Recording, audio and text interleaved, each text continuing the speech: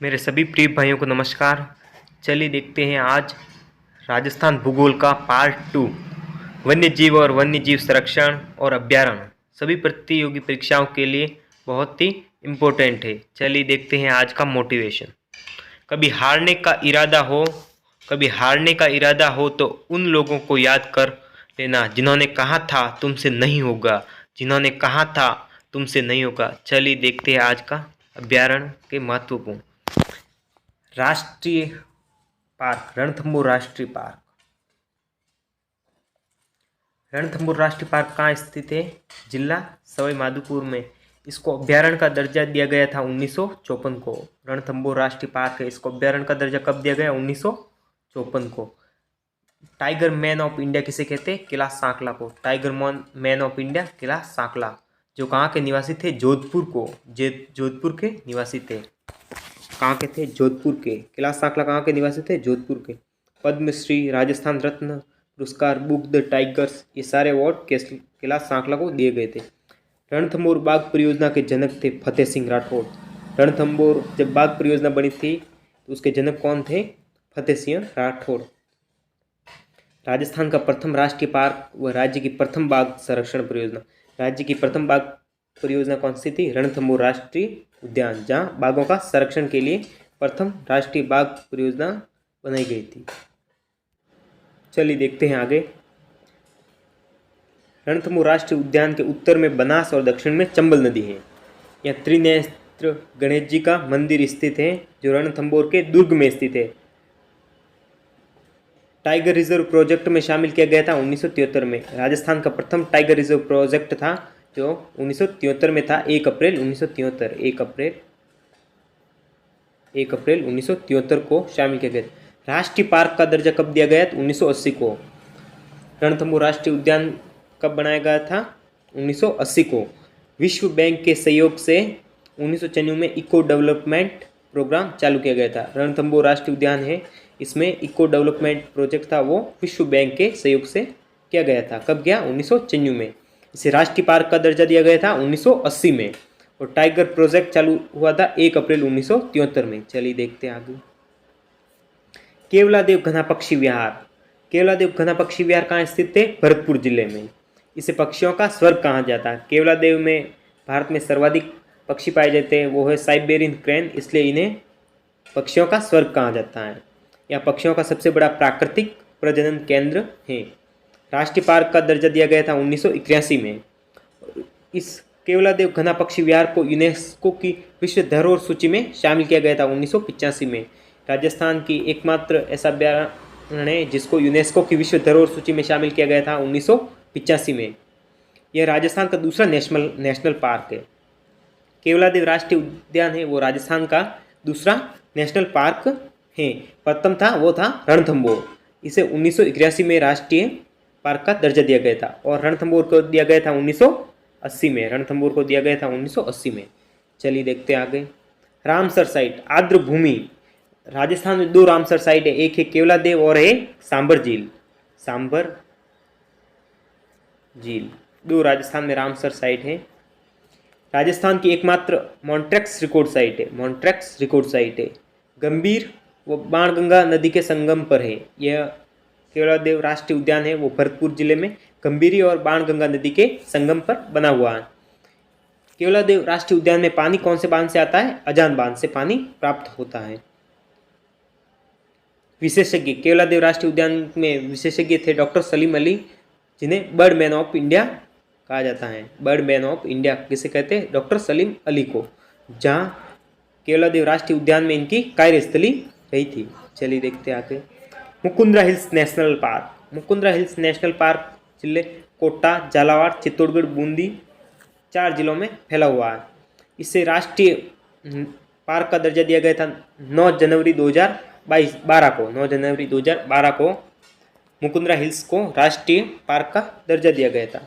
राजस्थान का तीसरा national park है। प्रथम रणथंभौर, द्वितीय केवलादेव राष्ट्रीय उद्यान और तृतीय था वो था मुकुंद्रा हिल्स, जिसे 2012 में दर्जा दिया गया था। ये राजस्थान की तीसरी बाघ परियोजना थी। प्रथम थी रणथंभौर, द्वितीय थी सरिस्का और यह है तीसरी बाघ परियोजना, जिसे 2013 में बनाया गया था। यहाँ गागरोनी तोते के लिए प्रसिद्ध है। पुराना नाम दर्रा अभ्यारण्य था। मुकुंदरा हिल्स को पुराना नाम क्या था? दर्रा अभ्यारण्य, जो कोटा, झालावाड़ और चित्तौड़गढ़ बूंदी में फैला हुआ है। गागरोन दुर्ग इस मुकुंदरा हिल्स नेशनल पार्क में दर्शनीय स्थल है। गागरोन दुर्ग, अबली का महल जिसे हाड़ौती का ताजमहल कहते हैं, अबली का महल जिसे हाड़ौती का ताजमहल कहते हैं, रावटा महल, भीम चौरी का मंदिर आदि मुकुंदरा हिल्स नेशनल पार्क में स्थित हैं। चलिए देखते हैं आगे। National park.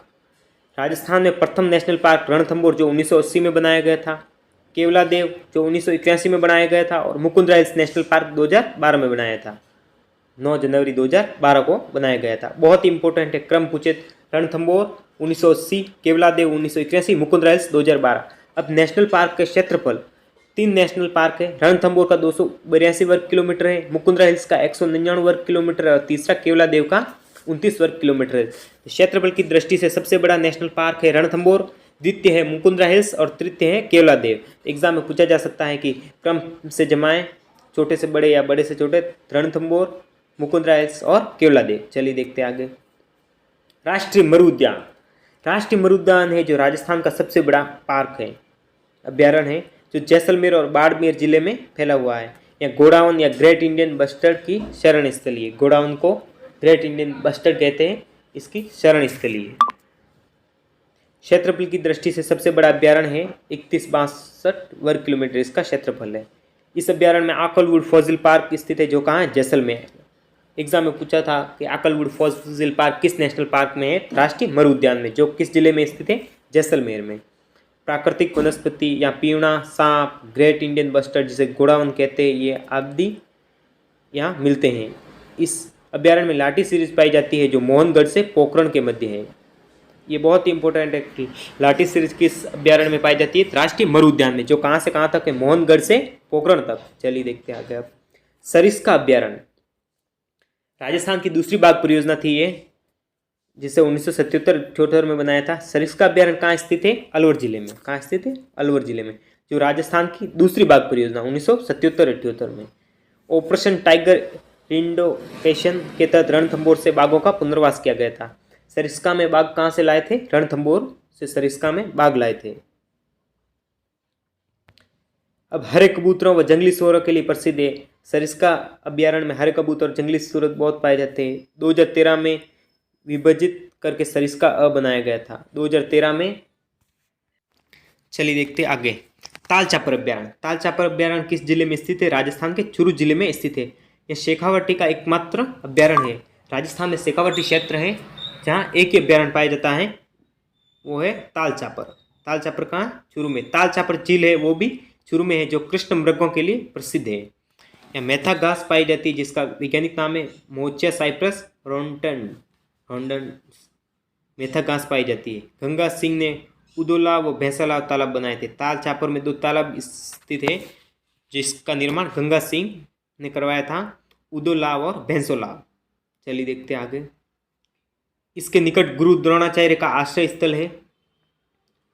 जो ताल चापर अभ्यारण्य है उसमें गुरु द्रोणाचार्य का आश्रय स्थल है, जिसका प्राचीन नाम द्रोणपुर था। वर्तमान में इसे गोपालपुरा के नाम से जाना जाता है। 4 पांडवों ने अपना अज्ञातवास यहीं बिताया था। 4 पांडवों ने अज्ञातवास किस अभ्यारण्य में बिताया? वो था ताल चापर में। चलिए देखते आगे। जवाहर सागर अभ्यारण्य। जवाहर सागर अभ्यारण्य कहाँ स्थित है? कोटा जिले में है। गोंड में, बूंदी और चित्तौड़ में फैला हुआ है। यहाँ जलीय जीवों के लिए प्रसिद्ध घड़ियाल, मगरमच्छ, कछुआ और गांगे डाल्फिन पाए जाते हैं। राजस्थान में एकमात्र ऐसा अभ्यारण्य है जवाहर सागर जहाँ जलीय जीव अधिक पाए जाते हैं। मगरमच्छ, घड़ियाल, गांगे डाल्फिन पाए जाते हैं। राष्ट्रीय चंबल अभ्यारण्य। राष्ट्रीय चंबल अभ्यारण्य कहाँ है? कोटा, बूंदी, सवाई माधोपुर, करौली में फैला हुआ है। जहाँ चंबल का क्षेत्र आता है, बीहड़ क्षेत्र, उस क्षेत्र में ये फैला हुआ है। सर्वाधिक इसका विस्तार कोटा जिले में है। घड़ियालों का संरक्षण चंबल नदी के जल बहाव क्षेत्र से विस्तृत है। एकमात्र नदी अभ्यारण्य है। राजस्थान में ऐसा अभ्यारण्य है जहाँ पूरा नदी में बना हुआ है। चलिए देखते हैं आगे। शेरगढ़ अभ्यारण्य। शेरगढ़ अभ्यारण्य कहाँ है? 12 जिले में। यह सांपों की पर्वन स्थली है। राजस्थान में ऐसा अभ्यारण्य जहाँ सांप सर्वाधिक पाए जाते हैं। सांपों की शरण स्थली को कौन सा अभ्यारण्य को कहते हैं? शेरगढ़ अभ्यारण्य, जो कहाँ है? 12 जिले में। यहाँ जंगल के बजाय घास के मैदान पाए जाते हैं, क्योंकि यही नदियों के विस्तार के कारण यहाँ घास के मैदान पाए जाते हैं। यहाँ काला भेड़िया सर्वाधिक पाए जाते हैं। काले भेड़िया, काला भेड़िया पाया जाता है। चलिए देखते हैं आगे। भैंसरोडगढ़ अभ्यारण्य। भैंसरोडगढ़ अभ्यारण्य कहाँ स्थित है? चित्तौड़गढ़ जिले में। कहाँ स्थित है? चित्तौड़गढ़ जिले में। यह भैंसरोडगढ़ अभ्यारण्य वो भी मुकुंदरा बाग परियोजना का हिस्सा है। चंबल व ब्राह्मणी नदी इस अभ्यारण्य से गुजरती है।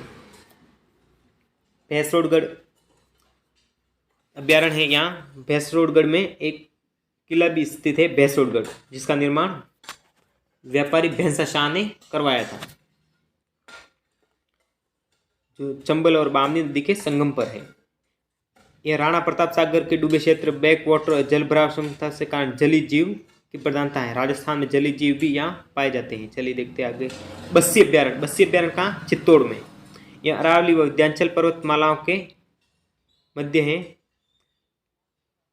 यहाँ काष्ठ कला के लिए प्रसिद्ध। यहाँ की लकड़ी है, उससे काष्ठ कला का कार्य किया जाता है। चंदन की लकड़ी आदि पाई जाती है, इसलिए यहाँ काष्ठ कला का काम किया जाता है। काष्ठ कला के प्रसिद्ध कलाकार है प्रभात सुथार। प्रभात सुथार। सीतामाता अभ्यारण्य। सीतामाता अभ्यारण्य कहाँ स्थित है? प्रतापगढ़ जिले में। राजस्थान का सर्वाधिक जैव विविधता स्थल वाला स्थान है। हिमालय के बाद राजस्थान में सर्वाधिक जड़ी बूटियाँ पाई जाती हैं, जहाँ बहुत सारी जड़ी बूटियाँ पाई जाती है यहाँ, क्योंकि यहाँ क्षेत्र पूरा पहाड़ी क्षेत्र है, इसलिए यहाँ सर्वाधिक जड़ी बूटियाँ पाई जाती है और सबसे ठंडा स्थान है। यहाँ उड़न गिलेरिया के लिए प्रसिद्ध है। शीतल की मातृभूमि भी कहते हैं। यहाँ 2 जल स्रोत स्थित है, लव और कुश। जाखम व इरू नदी इस अभ्यारण्य से गुजरती है। इसी के साथ ये अभ्यारण्य का यह वीडियो यहाँ समाप्त होता है। यदि हमारा वीडियो अच्छा लगे तो लाइक, कमेंट, शेयर करें। जय हिंद, जय भारत।